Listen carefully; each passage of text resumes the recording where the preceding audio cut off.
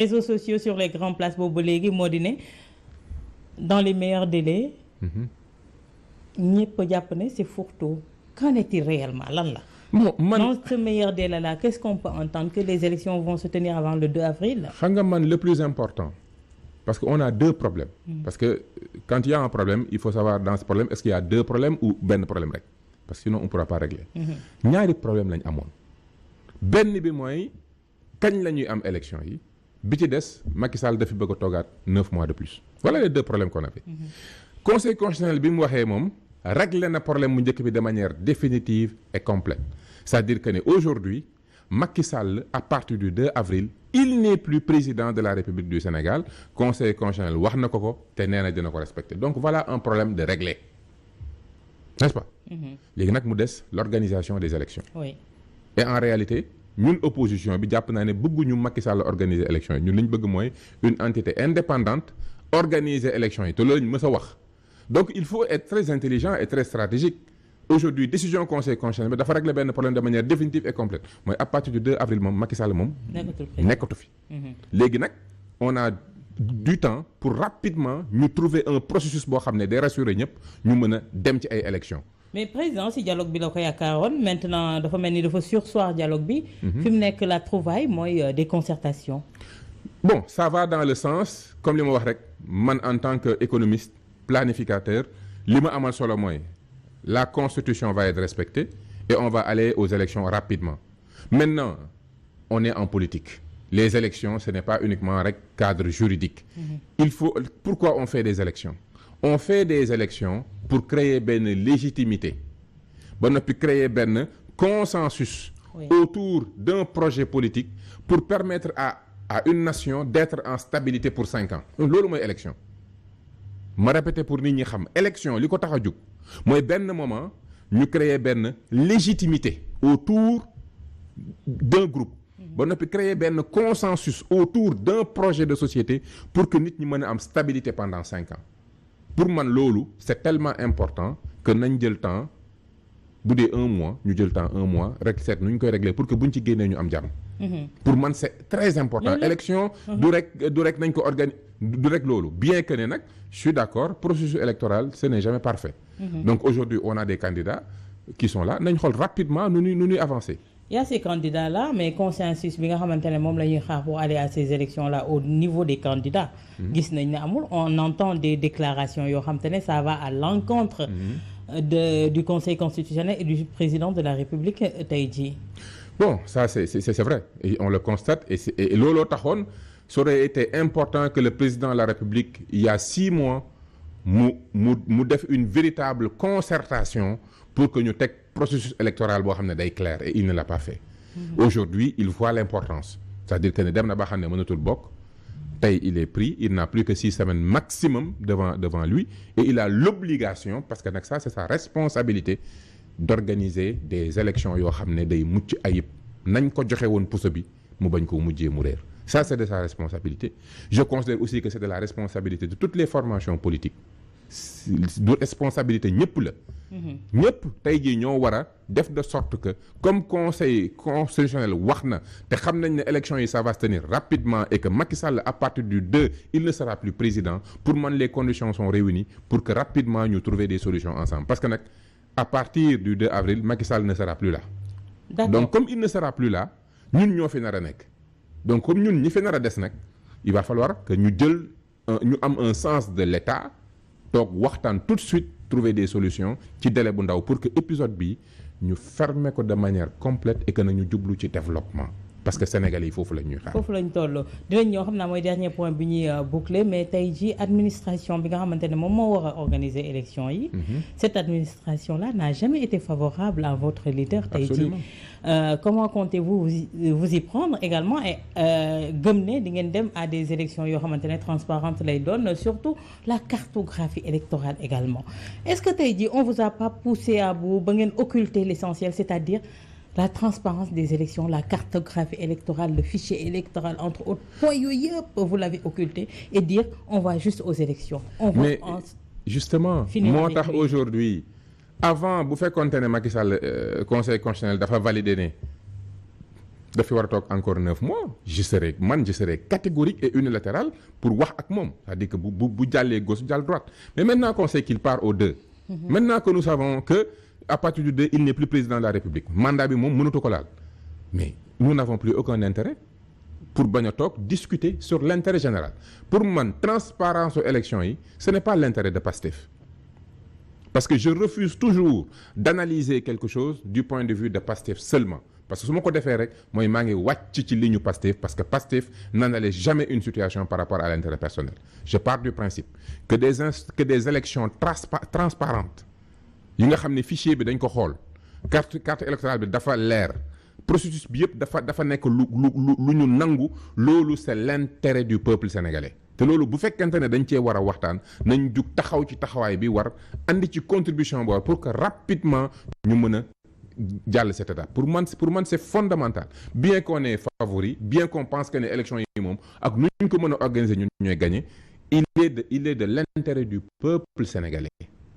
que ñu accompagner Macky Sall ci dernière semaine yi pour que ñu teg loo xamante ne nii bés buñ ko tegee nañ ne ay la yéwén teg nañ benn structure indépendante pour mu organiser élection yi ñu choisir des acteurs indépendants pour ñu organiser élection yi mu leer ñu ne nag dinañ am accès ci fichier bi dinañ am accès ci cartographie bi lépp loo xam ne dina ñu mën a permettre ñu mën a campagne wane suñu projet wax ak Sénégalais yi nekk en communion ak ñoom lépp lu ñu ko mën a permettre ci semaines yi du ñëw nañ ko def pour l'intérêt supérieur de la nation pour que le peuple sénégalais le jour de l'élection présidentielle puisse s'exprimer de manière souveraine et que résultat yi ñëpp mën ko nangu. contexte bi ñu nekk si yan date la ñu mën a prévoir ne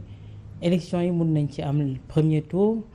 au besoin bu fekkee ne deuxième tour day am on entend des dates entre le 10 entre autres du mois de mars ak yooyu. Bon c'est vrai que mars semble être le bu ñu defee tout pour que lépp yem avant le 2 mars mars semble être le moment pour propice bien que ne man je considère que Macky Sall moo war a organiser suñu élection Macky Sall organiser suñu élection man j'ai fait une dissociation complète entre Macky Sall mi war a jël décret yi yëpp yi mu war a jël ba noppi dem abal ñu suñu réew enfin ak élection yi parce que du moom mooy organiser élection yi pour man élection yi ñun ñoo war a toog décider seet nan lañ koy organiser. tey beneen probabilité également balaa ñu ngi koy dégg mi ngi aju si président Macky Sall mën na bañ a àgg à terme. démissionner et qui cède sa place bu boobaa pour la présidentielle ça va se passer comment? Je pense et c'est-à-dire que ne li ñu doon wax ne parrainage yi on va reprendre ak yooyu. c'est pas les candidats d'autres vont venir ak yooyu. Ce serait irresponsable de faire ça je ne le souhaite vraiment pas ce pays a besoin de stabilité. C'est-à-dire que démission moom il ne faut pas que ñu dem ci loolu pour man il est encore président de la République et depuis pour la première fois il commence à poser des actes que tout le monde pense que ni lii la waroon def ne continuer dans cette logique-là jusqu'au 2 avril mu tàgguñu ci jàmm ak salaam defal ñu message nañu tàggu naa leen maa ngi jéggalu lépp lu baax ci yàlla la lépp lu jëm ci man la jéggal leen ma gërëm naa leen sant naa leen mu dem voilà pour man loolu mooy li gën mais avant muy dem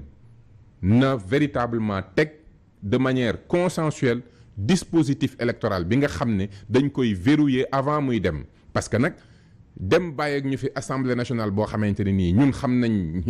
ni muy fonctionner vraiment ça on ne le souhaite pas c'est lui le président de la République ak luñ ci mënti dégg réew mi tey moom la Sénégalais yi fal il a encore 6 semaines c'est largement suffisant pour au moins mettre en place un processus et tout verrouiller. D'accord. Man j'ai entendu le président Pierre Goudiaby Atepa wax ne élection yi mën na sax am avril wala mai parce que en fin de compte il faut que nit ñi xam ne du président Macky Sall mooy organiser élection du moom mooy programmer résultat. Oui. Voilà c'est pas lui c'est le conseil constitutionnel ak Sénat ak lépp loo xam ne rek ci mois yi mën nañu discuter pour xam élection yi nan lañ ci war a demee pour que le peuple sénégalais encore une fois le peuple sénégalais mën a ci tey bakkan exprimer wu. Voilà, il y a une autre interrogation boo xam ne maa ngi koy dégg également. ñu naan le conseil constitutionnel n'est pas allé au bout de sa logique c'est-à-dire il devait donner la date exacte pour la tenue des élections. Non, est-ce le cas? C'est pas son rôle, il n'aurait jamais. Le conseil parce que le président de la République est encore président de la République. Texte yi leer na moom moo war a organiser. et je pense que moo ko war a def kenn waru ko def bu vacance des pouvoirs amoon nag même assemblée nationale bu ko waroon def tam conseil constitutionnel mooy le garant encore une fois du processus moom moo koy wax lu mu war a def ak lu mu warul def parce que day tënku rek ci constitution bi donc pour man conseil constitutionnel décision bi ñu jël c'est une décision bu nga xam ne véritablement je l'apprécie sur tous les angles. Véritablement abrogé na décret bi Macky Sall jëloon abrogé décision bi assemblée nationale jëloon ba noppi rappelé na véritablement moom son rôle ba noppi wax nañu ne rapidement parce que dès l'instant où il règle un problème fondamental mooy mandat bi moom kenn du ko fi yokk il dit au président Macky Sall à partir du 2 avril tu n'es plus président. Faites ce que vous avez à faire et qu'on puisse avoir des élections. Maintenant Macky Sall moom mooy préparer élections yi mais du moom moo koy organiser. Donc na def lépp lu nga xam ne war na ko def de manière consensuelle parce que moomul processus électoral bi askan wee ko moom mu dem ci jàmm. D'accord. Je pense que loolu mooy boobu ba léegi Sénégal yaakaar naa ne 2021 ba léegi on ne parle que de problème de justice. Problème électoral ak yooyu et on oublie l'essentiel c'est-à-dire le panier de la ménagère. Dundinu askanu Sénégal. Également on nous parle de richesse tout le temps et pourtant on s'appauvrit de Absolument. Jour en jour. Tey jii Bala on est à quel niveau en ce moment? Les chiffres sont catastrophiques. Li Sénégalais yi dund c'est une catastrophe. dama lay jox ay indicateurs yu simple indice de la pauvreté monétaire mooy pauvreté bi dañ ko calculer. 37% des Sénégalais jàpp ne dañoo pauvre quasiment 40%. Donc boo jëlee 10 Sénégalais ñeent yi boo calculer par rapport ak seuil de pauvreté dañu pauvre nga calculer le nombre de pauvres en 2012 plutôt ak nombre de pauvres yi tey ils étaient 5 millions maintenant ils sont 6 millions pauvres dañu yokk su Macky Sall pire encore un autre indicateur ce qu'on appelle l'indice de perception mooy boo laajee nit ki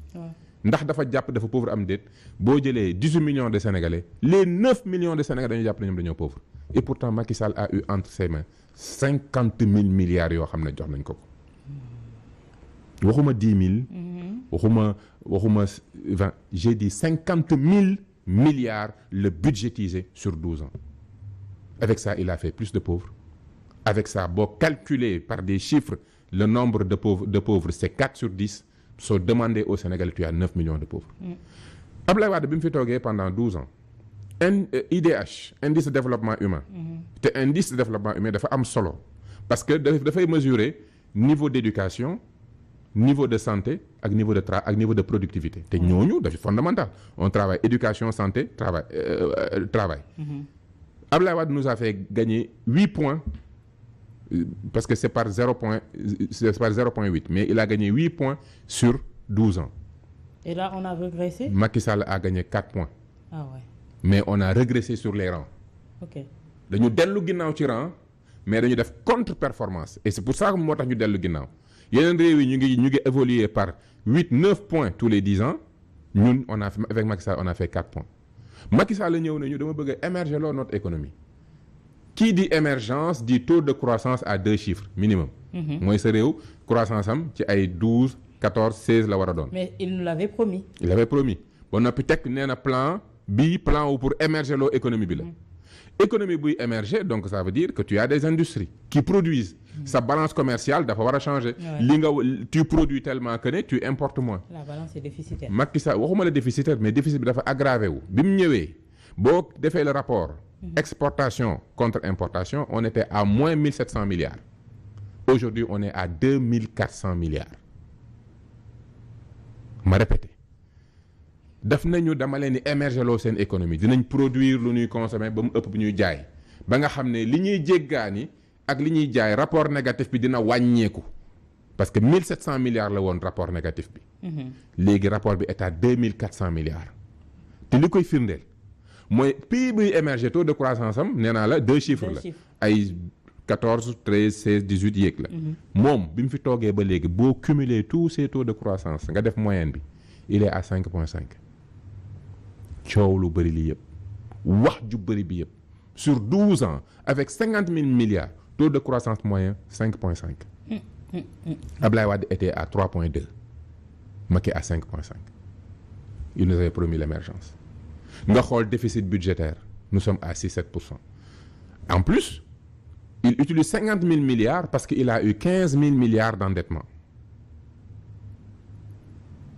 C'est-à-dire que ne bu fekk dafa ñëw fekk Ablaye Wade wàcce bor bi. ba autour de 39 et quelques. Macky Sall yóbbu na ko ba plus de 65-70%. Donc il a utilisé tous les leviers. pour faire benn résultat benn piètre résultat boo xam ne bu yemoon ci rek contre-performance économique ñu mën a wax mais il a détruit nos institutions il a détruit notre justice divisé le peuple sénégalais. Tout ce qu'il avait promis il est allé à l'encontre. Il a été à l'inverse. te loolu yëpp waxoon naa ko man quand Cheikh Bamba Dièye a été nommé ministre on m'a demandé de venir pour être conseiller technique j'ai quitté le Canada je suis venu j'ai fait 9 mois ma xool Macky Sall di fonctionner ma ne Macky Sall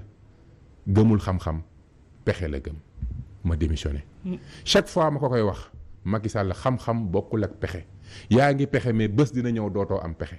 li ko dal mooy dafa ñëw ba jub élection yi mu xam ne xam-xam bi Pastef teg en avant gagné na pexe yi mu yoroon léegi il est temps que mu réparer li mu mën a réparer te dem ñu koy nag wax ngelawal jàmm mu abal ñu. Merci beaucoup Balla Moussa Fofana j'espère qu'on aura l'occasion de parler plus largement économie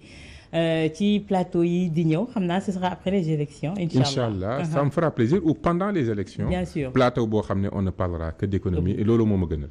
merci beaucoup mais merci à toi merci véritablement di remercier Walfadjri ci invitation bi di le remercier pour sa professionnalisme j'apprécie c'est la première fois que ma am chance su def émission ak yow j'espère qu'il y en aura d'autres di nuyu téléspectateurs yi lépp lu rafet ci kàddu yi suñu borom mooy dimbale jaamam lu ci nekk ndëngate ñu jégal ma ko merci à vous merci de votre disponibilité mais un grand merci à Oustaz Assane Diouf pour la coordination merci également au grand réalisateur Charles René Fall di leen jox daje yéen ñi safo Leeru Jamono Walfadjri dimanche bi di ñëw bu soobee suñu borom